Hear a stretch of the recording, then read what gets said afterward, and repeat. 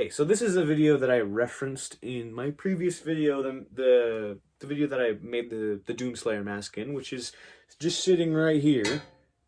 And this was a very cool project for me to do, so if you want to go check out that video, feel free to do so. But we're here to talk about the big bad boy, which I don't have any videos of me making it. Unfortunately, I kind of lost them all due to my phone breaking. But I have it. So I figured the best thing I can do, besides, give you videos of me making it, which I don't have, is to just go through and describe how I made this thing, how it came to be, why I decided that this was a thing I wanted to make. So I'll start with why I wanted to make it and kind of where it started. So this is an idea that kind of came around probably 2 or 3 years ago.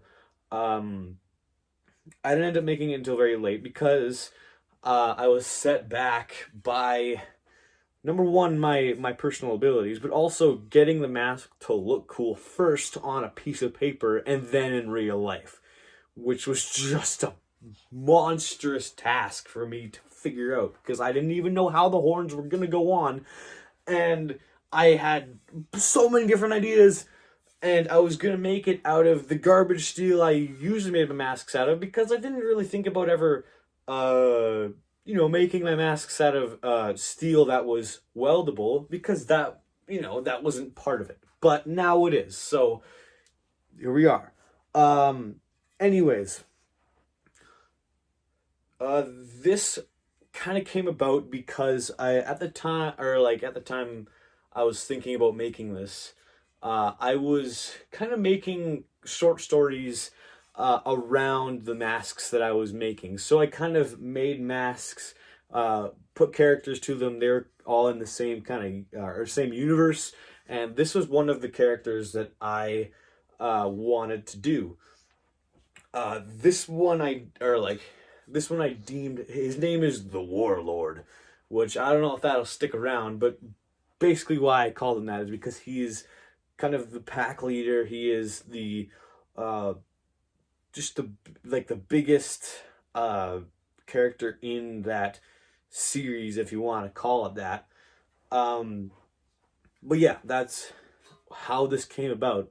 And kind of originally, the idea was for it to have small little bull's horns, nothing more than that. But then I saw a Slaughter to Prevail music video, and I was like, well, that's a ripoff of, if I did that, that would be a complete blatant ripoff, and I don't want Alex Terrible coming after me.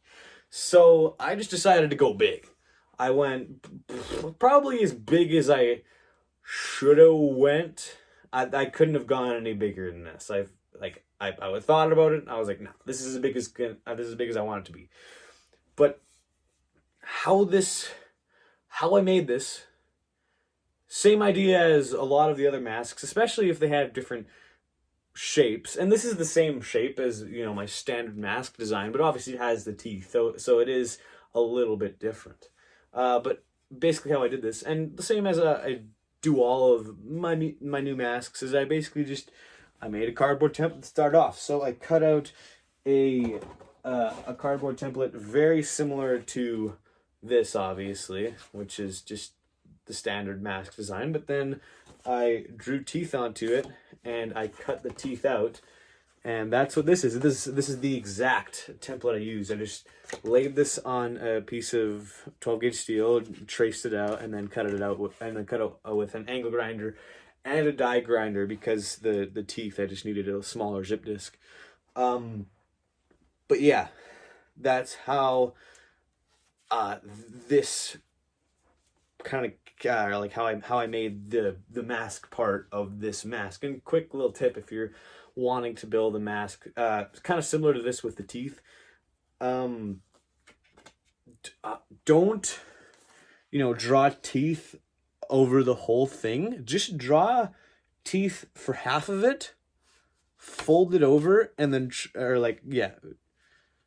draw it out, cut it out, fold it over, trace it onto the other side, and that way all of your teeth are generally symmetrical. You can see here that like they're pretty symmetrical. And on the mask, if you match the teeth up, obviously like this tooth to this tooth to this tooth to this tooth to this tooth to this, they're pretty symmetrical. Not perfect, but they are similar shapes, which just kind of helps the look of the mask a little bit. Kind of makes it look a little bit more perfect, but also less cobbled together and kind of just more generally aggressive, which is what I wanted for this specific piece. But how I made the horns was similar idea. So I cut out a cardboard template, which I have right here, and it is four pieces. So I have two pieces for kind of the long part of the horn, if you will, and then two other pieces for the top cone bit that kind of just goes on there like so, and that's your horn. But the horn was pretty difficult to make because the mask, all of these masks are bent at around 90 degrees, and then in order to make the horns kind of not stick forwards and still like stick sideways and up like I wanted them to, I had to do some weird angle work. And because it's two different pieces, I kind of had to, like, you can see that angle right there, how it's kind of like, if it sat flush with the mask, it would be like it is on there, obviously facing outwards and up.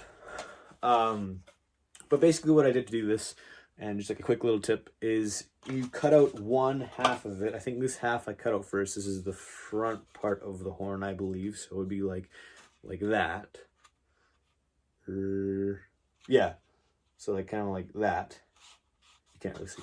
But I cut out that, and then I flattened it out. I flipped it around, and I traced it onto another piece of cardboard. You can see how those line up. And it just made the opposing angle to make the angle that I wanted to make. So just quick little tip for you in order to do that. And kind of similar idea with the cone part of it. I had to flip it around and kind of do just so they fit properly. But for anyone who wants to make this, 3 things you're definitely gonna need, like necessities, like actual necessities in order to make this thing. Angle grinder with zip discs, obviously. You're gonna need probably a grinding wheel too, just to grind down your welds and make it more flush and perfect. But then you're also gonna need, I use the MIG welder. If you know how to TIG weld, you can do that. If you want to do stick welding, I guess you can do that, but that seems pretty hard to do. So I would recommend MIG welding. And then you're going to need a brake.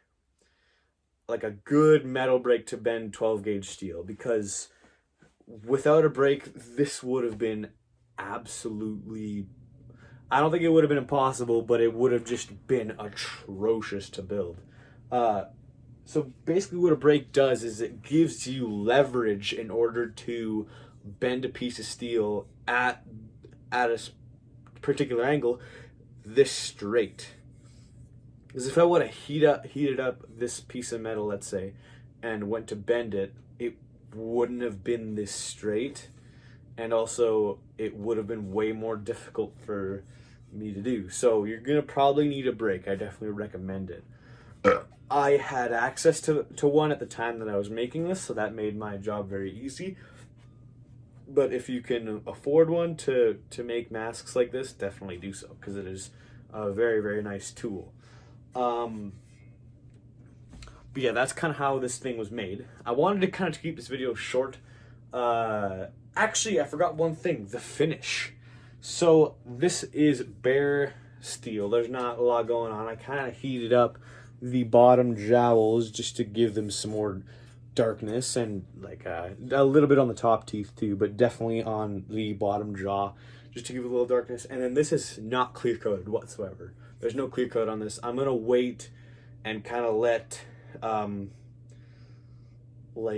it being exposed age it. So, you know, my hands touching this, other people's grubby hands touching it, it's gonna start to brown it, start to get it all rusty, and then when it gets to a certain point, I'm gonna clear coat it. I could have done this with sulfuric acid and made it, you know, my job way faster, but I think this is a little bit cooler in my opinion. So that's why I decided to do that. But yeah, I wanted to try to keep this video, you know, like under 15 minutes, which looks like I did. So that's good on me. But I kind of apologize that I wasn't able to have any videos of me making this thing, any process, and I don't even have any videos of from the time that I was making this. Or I got any pictures or anything. But regardless of that, I at least wanted to just go through and talk about it. Obviously, how it can be, how I made it, and kind of just get this out there, so because this is one of my coolest projects as of right now. But yeah, I have other projects coming soon. You didn't see that. You're probably not going to see me make that mask anyways, but regardless, I have that gas mask that I wanted to make, kind of like I said in the Slayer, the Doomslayer mask build. It's going to be like a Bob Bassett inspired Sid Wilson type thing. But yeah, I'll probably get on that right away, and I'll see you then, or whatever I decide to make next. So